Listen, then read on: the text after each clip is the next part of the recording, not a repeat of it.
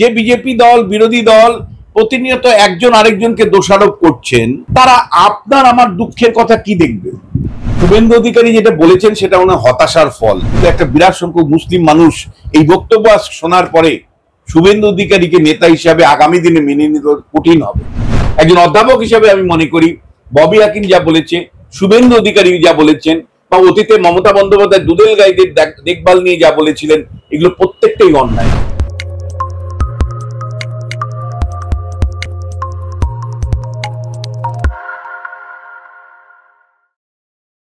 আবার একই সাথে তোমাকে আমি স্পষ্ট করে বলতে চাই, আরেকটা বাংলার কথা বলছি, যেখানে শাসক ব্যর্থ হওয়ার সাথে সাথে বিরোধী দলের প্রতি মানুষের প্রত্যাশা হয়। শাসক যেখানে ব্যর্থ হয় সেখানেই তো বিরোধীদের কাজ শুরু হওয়ার কথা। সেখানে তুমি কি পাচ্ছ? প্রতিনিয়ত শাসক বিরোধী দলের মধ্যে দ্বন্দ্ব। গতকাল নির্বাচনী পর্যালোচনা মিটিংয়ে যেভাবে সুকান্ত মজুমদার এবং শুভেন্দু অধিকারীর বিরোধ প্রকাশ্যে এসেছে, যেভাবে অর্জুন সিং থেকে শুরু করে একের পর এক নেতার বক্তব্য প্রকাশ্যে এসেছে, সে তারপরে সৌমিত্র খানের বক্তব্য এভাবে প্রকাশ্যে এসেছে, তারপরে কোন কোন বিরোধী দলের দিকে তুমি প্রত্যাশা করতে পারো যে বিরোধী দল প্রথমত 35% সংখ্যালঘু মুসলমান যাদের সাথে নেই, যারা নিজেরা নিজেদের জায়গাতেই গৃহদাহ, যারা একে অপরকে দোষারোপ করছে, তারা আপনার আমার কি দেখবে? যারা প্রতিনিয়ত যে বিজেপি দল বিরোধী দল প্রতিনিয়ত একজন আরেকজনকে দোষারোপ করছেন, তারা আপনার আমার দুঃখের কথা কি দেখবে? তাদের যে 18 জন এমএলএ এমপি যখন ছিল, কতটুকু তারা মানুষকে পরিষেবা দিয়েছে? কতটুকু মুসলিম মহল্লাগুলোতে তারা গেছেন? দিনের পর দিন তারা মুসলমানদের বিরুদ্ধে কথা বলেছেন, মুসলমানদের বিরুদ্ধে দিনের পর দিন স্লোগান তুলেছেন, জয় শ্রীরাম ধ্বনি দিয়ে সভাগুলোতে মুসলিমরা যাতে না আসে তার চেষ্টা করেছেন। এবং একই সাথে দিনের পর দিন আপনারা 18 জন এমপি পাওয়ার পরেও স্থানীয় স্তরে কোনো উন্নয়নের উদ্যোগ নিয়েছেন? আপনি যদি বলেন যে স্থানীয় স্তরে উদ্যোগ নেব কি করে, তৃণমূল বাধা দিয়েছে, প্রশাসন অসহযোগিতা করেছে, আপনারা প্রতিবাদ করেছেন, আপনারা মিটিং করেছেন, তার বিরুদ্ধে মানুষকে জানান দিয়েছেন যে তৃণমূল কংগ্রেস আমাদের কাজ করতে দিচ্ছে না। আপনারা কখনোই গণ আন্দোলনের মধ্য দিয়ে আমাদের দাবি দাবাগুলোকে নিয়ে আলোচনা করেছেন? আপনারা কখনোই লাগাতার ভাবে কৃষকের সহায়ক মূল্য নিয়ে আন্দোলন করেছেন? আপনারা কখনোই সার কিনতে গিয়ে যে অতিরিক্ত টাকা কৃষককে দিতে হচ্ছে, অর্থাৎ সারের দুর্নীতি, সারের কালোবাজারি, তা নিয়ে একবার আন্দোলন আপনারা করেছেন? লাগাতার আন্দোলন করেছেন। রাজ্যে হাজার হাজার মানুষ যে কাজ পাচ্ছে না, বেকার, তা নিয়ে লাগাতার আন্দোলন করেছেন। 5 লক্ষ সরকারি কর্মচারী অবসর নিয়েছে, তারপরে সেই শূন্য পদগুলো পূরণ করেনি রাজ্য সরকার। আপনারা আন্দোলন করেছেন বিজেপি দল। আরেকটা বাংলা, হতাশার বাংলা, যেখানে বিরোধীদের ভূমিকা সেটা কার্যত বলা যায় শূন্যে পৌঁছে দিয়েছে। তৃণমূল কংগ্রেস তো বিরোধী শূন্য রাজনীতিতে বিশ্বাসই করে। নির্বাচন আসলে বিরোধীদের মেরে ধরে নির্বাচন পরিচালনা করে। 4টে উপনির্বাচনে তুমি দেখলে দুপুর 2টোর মধ্যে ভোট শেষ করে দিল।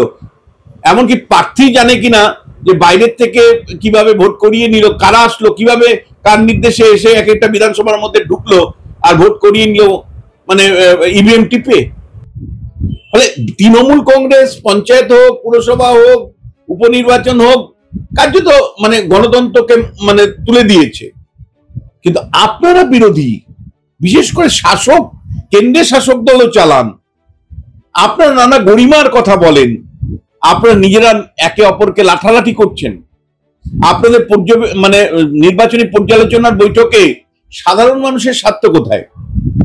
সাধারণভাবে আপনারা সাধারণ মানুষের বক্তব্য কতটুকু তুলে ধরতে পারছেন, কতটুকু গণ আন্দোলন করতে পারছেন? ফলে আরেকটা বাংলা, এই বাংলায় বিরোধীরা স্বার্থশূন্য, তারা জনগণের স্বার্থে কাজ করতে পারছে না। এবং যে বক্তব্য শুভেন্দু অধিকারী রেখেছেন, সেই বক্তব্য সরাসরি যেমন প্রধানমন্ত্রীর ভাবনা চিন্তার বিরুদ্ধে যায়, সবকি সাথ সবকি বিকাশ, সবকো বিশ্বাস, এই যে ভাবনা চিন্তা, এর বাইরে গিয়ে উনি যখন বলছেন যারা আমার সাথে আছে আমরা শুধু তাদের সাথেই যাব, পরে আপনি অনেক রকম ভাবে ড্যামেজ কন্ট্রোল করেছেন। কিন্তু প্রশ্নটা হচ্ছে একজন বিরোধী দলের নেতা হিসাবে, একজন সংবিধানের শপথ নেওয়া এমএলএ হিসাবে আপনি প্রকাশ্যে আপনার বক্তব্য যাচ্ছে, টেলিভিশনে যাচ্ছে, সেই বক্তব্য আপনি রাখতে পারেন? ব্যক্তিগত পরিসরে রাখেননি, জনক্ষেত্রে আপনি একটা নির্দিষ্ট কমিউনিটির বিরোধিতা করতে পারেন? আপনি ইমিডিয়েটলি আমাকে প্রশ্ন করবেন যে মমতা বন্দ্যোপাধ্যায় যখন দুধেল গায়ের কথা বলে তখন আপনারা কোথায় থাকেন? তখনও সমালোচনা করি। বা আপনি আমাকে যখন বলবেন যে ববি হাকিম যখন বলেন যে মানে মানে মুসলিম না হয়ে জন্মগ্রহণ করা, হিন্দু হয়ে জন্মগ্রহণ করাটা হলো দুর্ভাগ্যের, আমরা সেটাও সমালোচনা করি, সেটাও মনে করি অন্যায়। কিন্তু আপনি বিরোধী দল আছেন, মানে আমরা শাসকের কাছে মিনিমাম জাস্টিস পাচ্ছি না, আবার আপনি বিরোধী দলের নেতা, আপনার দলও আমাদের জাস্টিস দিতে সাহায্য করছে না। দুটো বাংলা, তার বাইরে আমরা যে সাধারণ মানুষের যে বাংলা, সেই বাংলার কথাই আমি আজকে বেশি করে বলতে চাই। একদিকে শাসকের অত্যাচার আর আরেকদিকে বিরোধীদের নির্লিপ্ততা এবং অন্তর্দ্বন্দ্ব এবং মানে সারশূন্য একটা অবস্থান আমাদের সাধারণ তৃতীয় পক্ষকে অর্থাৎ সাধারণ মানুষকে ভীষণ ভাবে ভাবিত করছে যে কোন বাংলা আমরা দেখতে পাচ্ছি। আপনি বিরোধী দলের কথা বললেন, শুভেন্দু অধিকারীর রাজনৈতিক দর্শন অনেক দিন ধরে দেখছেন, এটা কি আপনার মনে হয় একটা ঐতিহাসিক একটা বক্তব্য এবং ঐতিহাসিক ভুল ঠিক, এটা কি সময়ে একটা বলবে বা বর্তমান প্রেক্ষাপটে দাঁড়িয়ে বিশ্লেষণ করতে পারেন? দেখো, মানে শুভেন্দু অধিকারী যেটা বলেছেন সেটা ওনার হতাশার ফল। তার কারণ তুমি জানো যে মুসলমানরা, এটা ফ্যাক্ট যে মুসলমানরা একতরফা ভাবে তৃণমূলকে ভোট দিচ্ছে। এটা ফ্যাক্ট যে নির্বাচন আসলেই ইমাম মুয়াজ্জিনরা নানাভাবে প্রভাবিত করছে মানে মুসলিমদেরকে। এটা ফ্যাক্ট যে পশ্চিমবাংলায় এত অরাজকতার পরেও, এত মানে সাধারণ মানুষের অত্যাচারের পরেও, মানে বক্তব্যে 10 জনকে পুড়িয়ে মারার পরেও মুসলমানরা কিন্তু তৃণমূল কংগ্রেসকেই ভোট দিচ্ছে। এত দুর্নীতির পরেও সবচেয়ে বেশি অত্যাচারিত যদি কেউ হয়ে থাকে মুসলিমরাই হচ্ছে এই সময়। আমি তোমাকে বলছি, শিক্ষার জায়গা থেকে যদি তুমি দেখো, অমর্ত্য সেনের রিপোর্টটা দেখো, অমর্ত্য সেনের রিপোর্ট প্রতিটি রাষ্ট্রের রিপোর্ট যদি দেখো, তাহলে মুসলিমরা না স্বাস্থ্যের দিক থেকে তৃণমূলের আমলে লাভ হয়েছে, না শিক্ষার দিক থেকে লাভ হয়েছে, না কর্মসংস্থানের দিকে লাভ হয়েছে। মুসলমানরা যে এলাকায় বাস করে তাই সেখানে রাস্তাঘাটও ভালো হয়নি। তাহলে তৃণমূল কংগ্রেসকে মুসলমানরা দিনের পর দিন কেন ভোট দিচ্ছে? এটা একটা দুঃখের জায়গা থেকে প্রশ্ন তুলছেন যে আপনারা তো বাম কংগ্রেসকে ভোট দিতে পারতেন, আপনারা তো অন্য কোনো রাজনৈতিক দলকে ভোট দিতে পারতেন। ফলে একমাত্র ইমামরা বলে দিচ্ছে, ধর্মীয় গুরুরা বলে দিচ্ছে, আর আপনারা ঢেলে একটা সংগঠনকে ভোট দিয়ে দিচ্ছেন। এটা তার হতাশা। এই হতাশার জায়গা থেকেই শুভেন্দু অধিকারী কিন্তু কার্যত বলা যায় তাদের যে জাতীয় স্তরের নীতি সবকি সাথ সবকি বিকাশ, এই ভাবনা সরে গিয়ে তিনি বক্তব্য রেখেছেন। কিন্তু আমি আবারও তোমায় বলছি, এই বক্তব্যের তীব্র নিন্দা করছি। তার কারণ আমি যে কারণে ববি হাকিমকে নিন্দা করব, মমতা বন্দ্যোপাধ্যায়কে নিন্দা করব, সেই একই কারণে কিন্তু আমি শুভেন্দু অধিকারীকেই নিন্দা করব।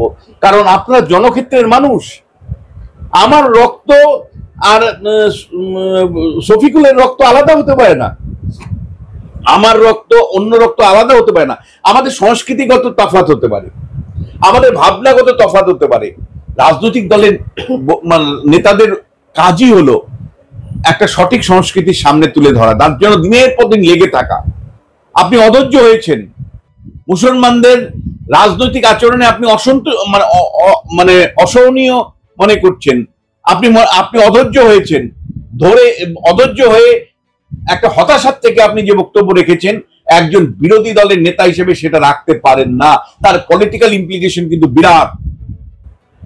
তার পলিটিক্যাল ইমপ্লিকেশন, যেমন পশ্চিমবাংলায় একটা বিরাট সংখ্যক মানুষ মমতা বন্দ্যোপাধ্যায়কে, মানে হিন্দু মানুষ বহু, আমি বলছি মমতা বন্দ্যোপাধ্যায়কে তাদের নেত্রী হিসেবে মানতে পারাটা খুব কঠিন হচ্ছে।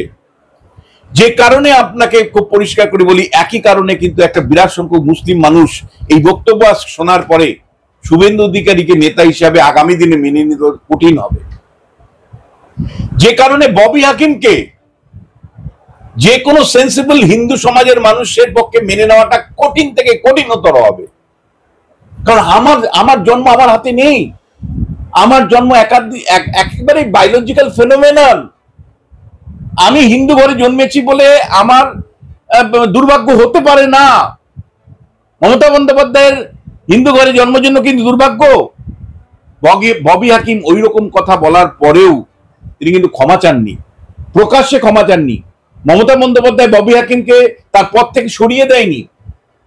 এবং পশ্চিমবাংলায় মানে বিজেপির মতন দল মারা যাওয়ার ফলে তা নিয়ে কিন্তু গণ আন্দোলনও গড়ে ওঠেনি যে সংবিধানের পদে থাকার একজন মেয়র, সংবিধানের পদে থাকা একজন পুরো বিষয়ক দপ্তরের ভারপ্রাপ্ত মন্ত্রী তিনি প্রকাশ্যে ওই ধরনের কথা বললেন যে অন্য ধর্মে জন্মটা নাকি দুর্ভাগ্যের, এবং তার জন্য মানে একজনকেও যদি আমি মুসলিম করতে পারি, এই যে ভাবনা চিন্তাগুলো, এগুলো কিন্তু সমালোচনা খুব করা দরকার।